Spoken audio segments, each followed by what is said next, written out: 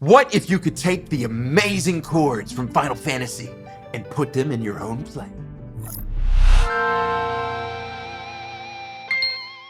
What's up, guys? The Bald Guitarist here.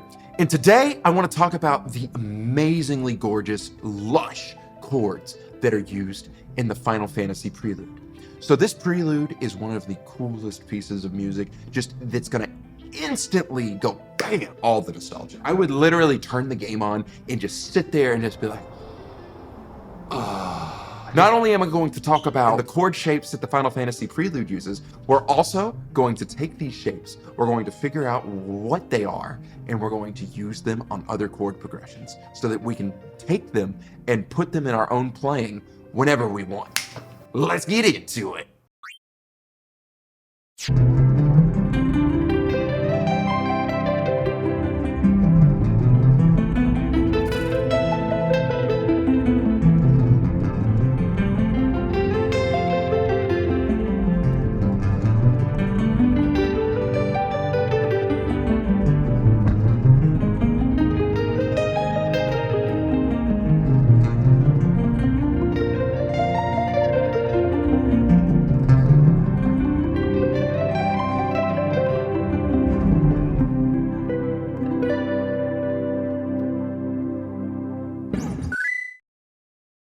So first, before we get into the exact arpeggio shapes themselves, let's talk about the chord progression. So this is in the key of C, and it starts with a C major add 9, which you can play like this. Or if you don't want to, give yourself carpal tunnel immediately, you could play C add 9 like this with the open shape. So, and then we immediately go from the C add 9 to an A minor add 9. So we're going from the 1 chord, so the 1 chord of the key of C, to the 6th chord of the key of C. And that just means that it's the 6th chord in the key. So for example, in the key of C, we have C, D minor, E minor, F, G. That's a weird way to hold a 5. G, and A minor. We also have the 7th chord, which is B diminished, but we're gonna, so those are the chords in our key. So we're going from our 1 chord of a C add 9 to our 6th chord. In this case, we're doing a minor add 9, which would be this guy. Woo! That is a beautiful chord, just by itself, without the arpeggio, just doing this guy. Oh man, it's just like heartbreak and yearning and sadness. Anyway, so we're going from our C add 9 to A minor add 9. We do that a few times, and then we're going to go to our 4 chord, which is an F add 9. That one's really tough to play. I'm going to play it like this right now. Right there. And then we're going to go to our 5 chord, which is a G add 9. Then we're gonna go out of key. So if you've seen any of my stuff, you know I love the Super Mario Cake. Stole that from Signals Music. And the more that I listen for it, the more it's like it's not just Mario, it's all over video game music.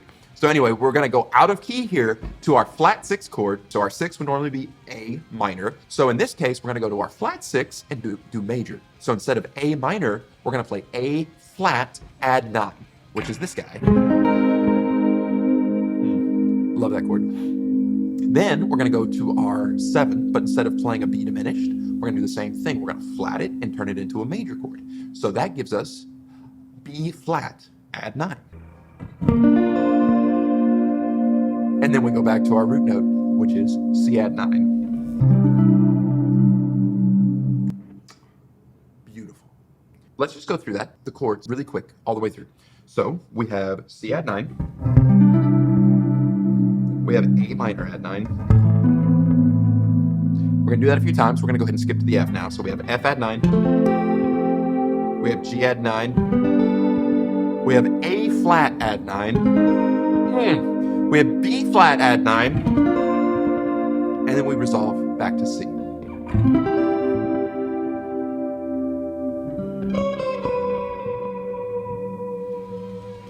My Zelda fans out there might have just heard a little something from Ocarina of Time. We'll do a lesson on the GOAT another time. We'll circle back. We'll circle back. Not today.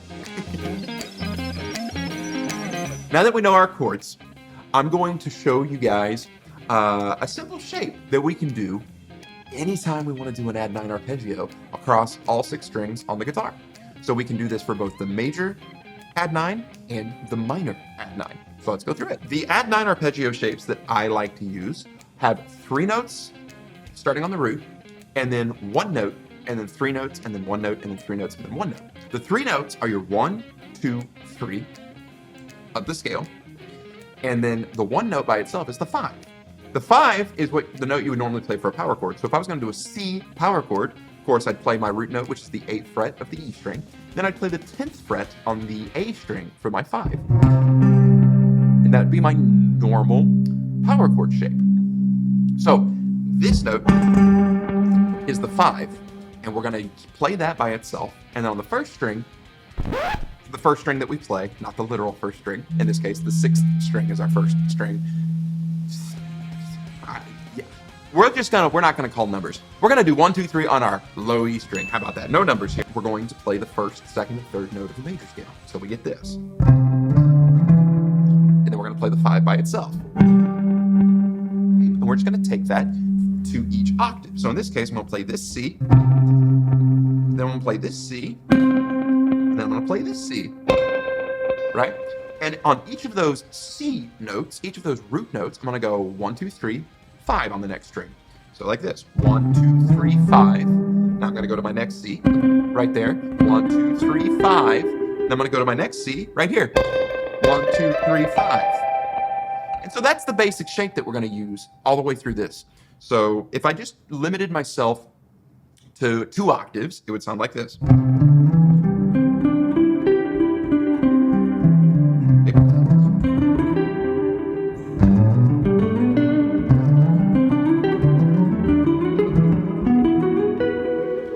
Play that wherever you want and it sounds gorgeous. We need a minor shape though, because we do have a minor chord in this chord progression. We go from the C to the A minor, add 9. So to do a minor, all you have to do is flat the 3. 3 out of the 4 notes that we're going to play are the exact same. The only thing is our third note that we play, bring it back 1 fret. So instead of doing this, we would flat that note and we would play this, to evoke that sadness and longing that we had whenever I played that chord right there. So if I was just going to follow this chord progression, we're going to go C, add 9,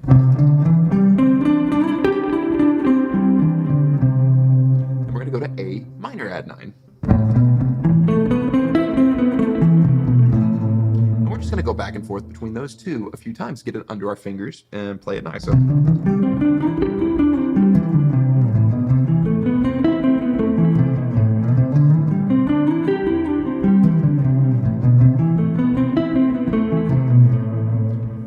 just take that through the whole chord progression. So after that A minor, we're going to have an F, then a G, then an A flat, then a B flat, and we're back to C.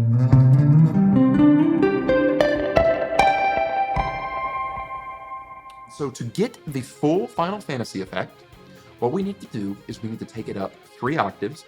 In the original, I think they go 4 octaves. If I had an 8-string guitar, we could do 4 octaves, but I don't have a 6-string guitar, and I'm assuming most of you guys probably are just on team 6-string as well. So we're gonna shorten it and do 6 strings or 3 octaves instead of 4 octaves like they do in the original on the piano. And to get that final high root note, we're gonna use our right hand and we're gonna tap the root note for a 4th time. It's kind of tough to accurately hit that tap every time. It's really, really hard to do this on guitar, but we're gonna do our best to do it anyway.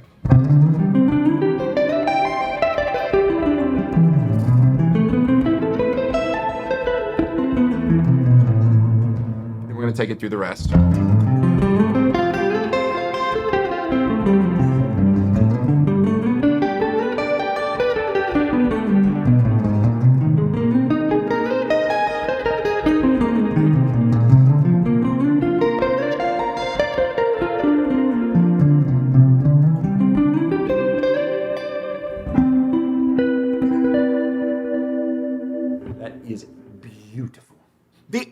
only intro music that comes even close is Ocarina of Time. Now that we understand the shapes and where they're coming from, we should be able to apply this to any chord progression we want. Let's take this random chord progression that has nothing to do with an Eagles song, B minor, F sharp 7. In this case, we'll just do F sharp major, A, E, G, D, E minor, F sharp. So let's apply our add 9 arpeggios that we took from Final Fantasy and see what that makes this sound like. So we'll call it Hotel Fantasy. Ooh, B minor add 9.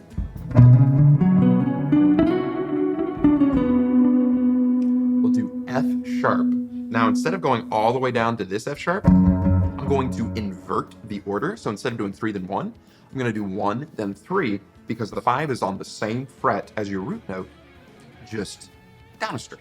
Right? So in this case, if my F sharp that I'm about to do is on the 9th fret of the A string, then my 5, because I know where the 5 is because of a power chord, my 5 is going to be here on the 11th fret of the D string. Well, where's the octave to this 11th fret, this D flat, if you will, or C sharp? Well, that's on the 9th fret of the E string. See how that's the same note right there. So all I'm going to do is instead of starting on this F sharp here or this F sharp all the way here, I'm going to start on my 5. I'm going to do 1 note, then 3 notes. That's a very nice, easy shape that we can access here. So I don't have to jump all the way down my guitar neck. So anyway, we'll do that B minor add 9. F sharp major add 9. It's already awesome. Then we'll go to our A, I think. Then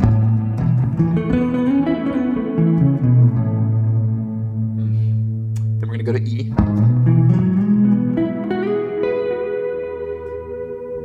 G, D, E minor,